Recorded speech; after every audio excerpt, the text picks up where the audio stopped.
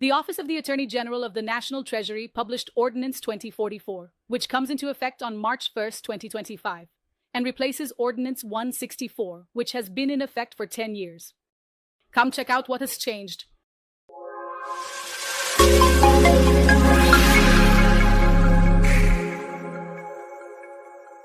Our guests today are the renowned Paixão, Legal Manager of Pottencial Insurance company, which has been leading the surety insurance market for the past 7 years.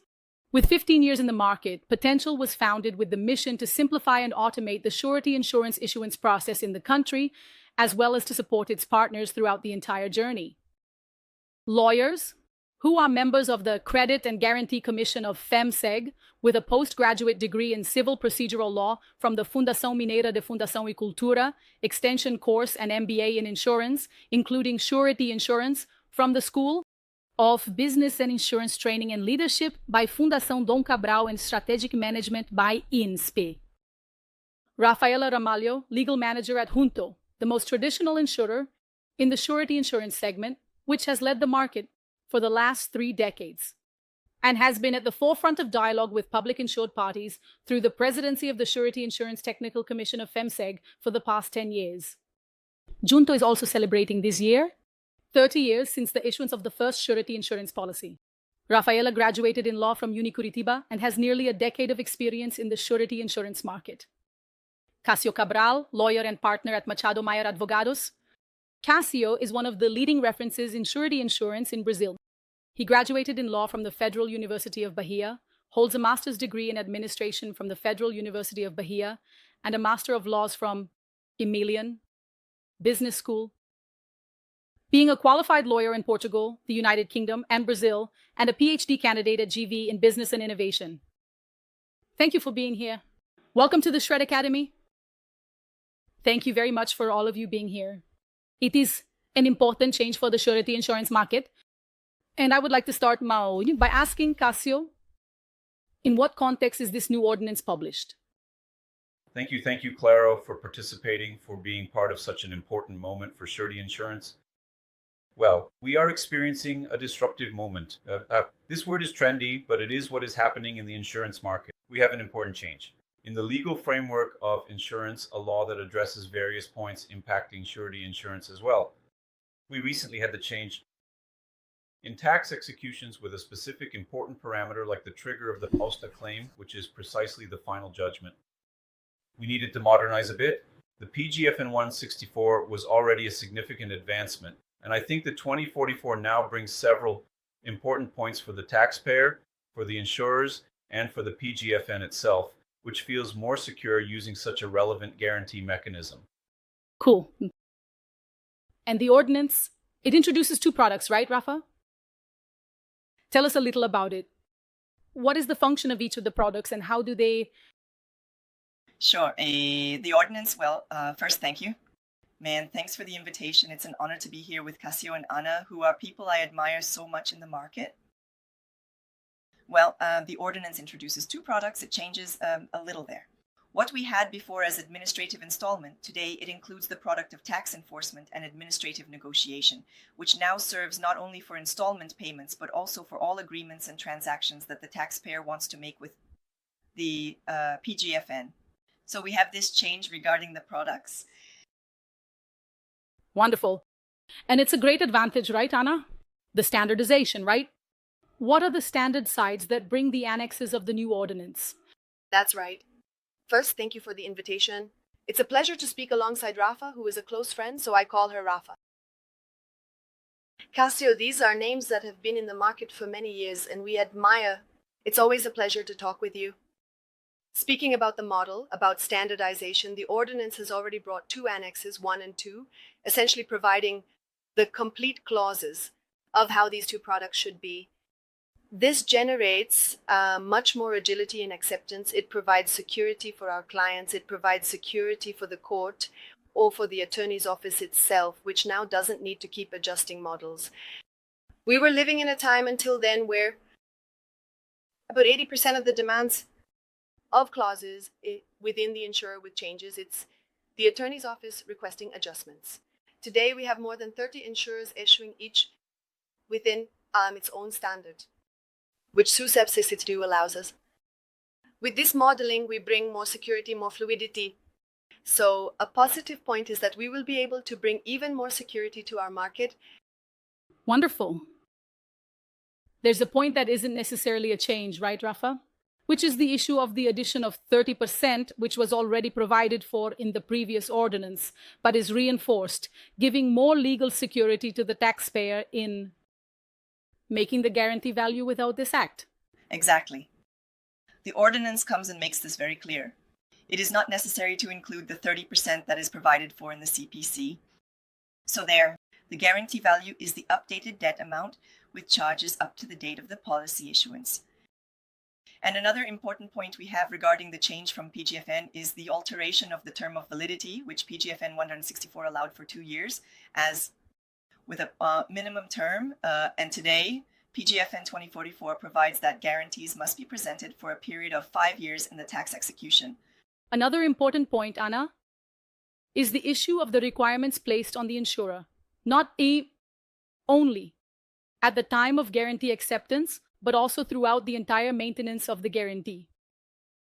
For the PGFN, Perfect. The regulation states, and then, again, a very clear regulation that when presenting the policy, the certificate of regularization with SUSEP must be presented, not only the policy registration, but also that of the insurer, which must be authorized to operate. And this is the proof of reliability. Today, we have the policy, which now has a minimum term of 5 years, but will be renewed over time of the process duration. And during this renewal, the insurer's reliability must be proven again.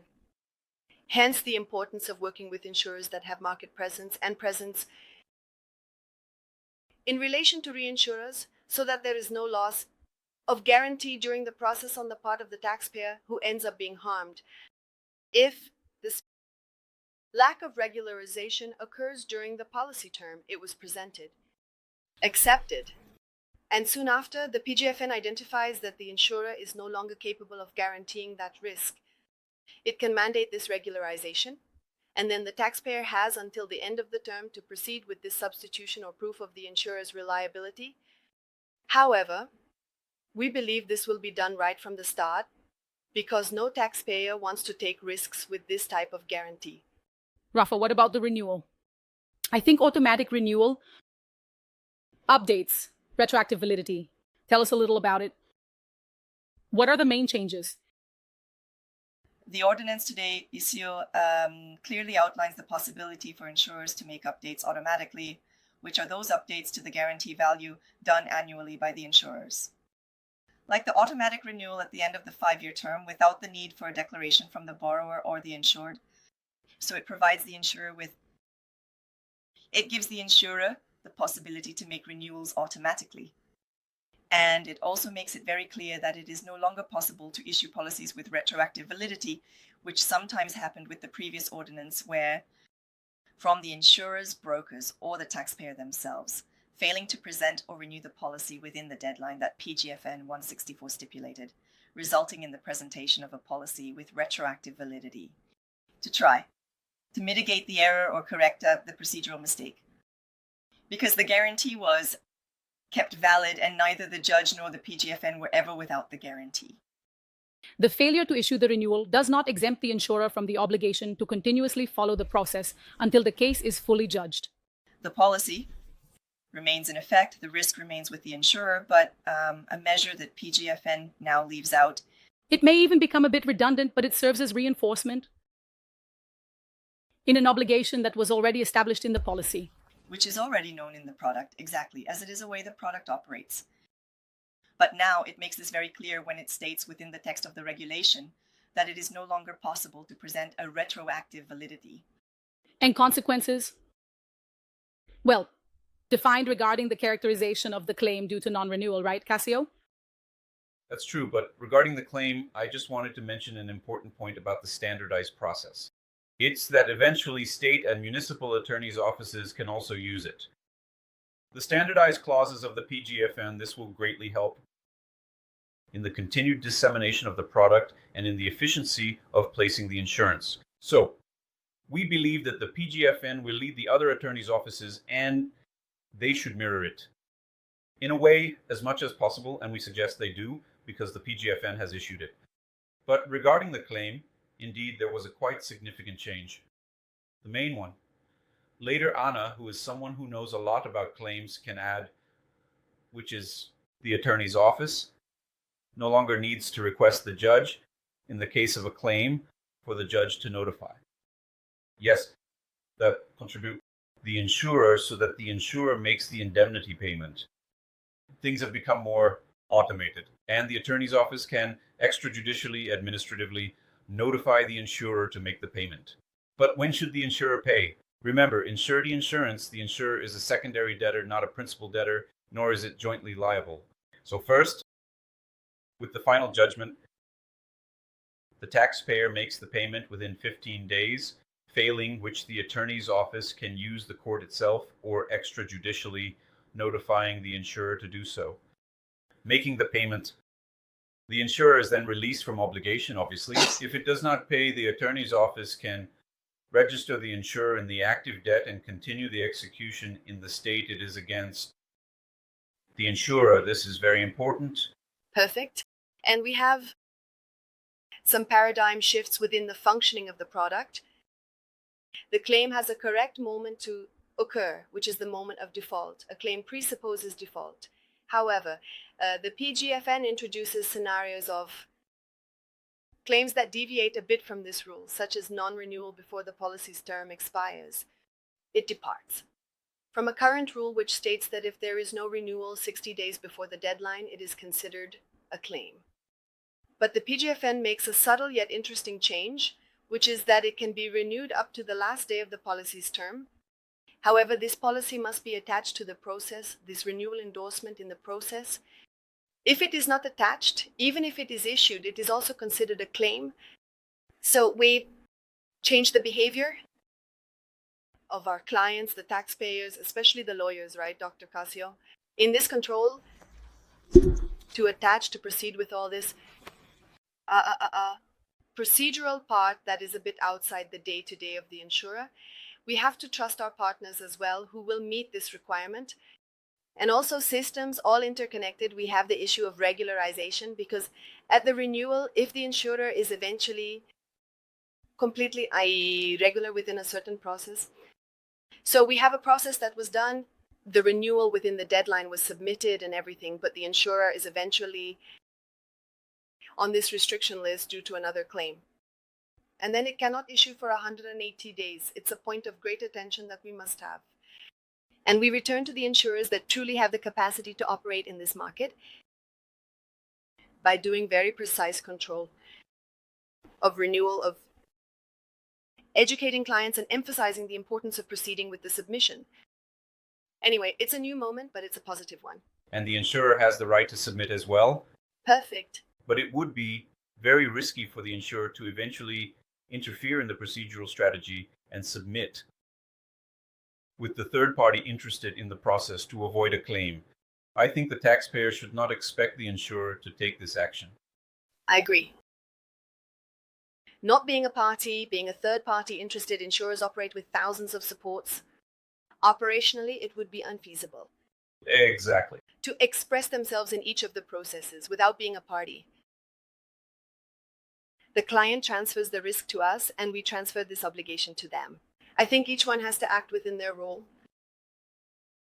From their space, the insurer issuing, doing the renewals and everything else, but the client also compensating us for assuming the risk by fulfilling these procedural parts, the procedural requirements.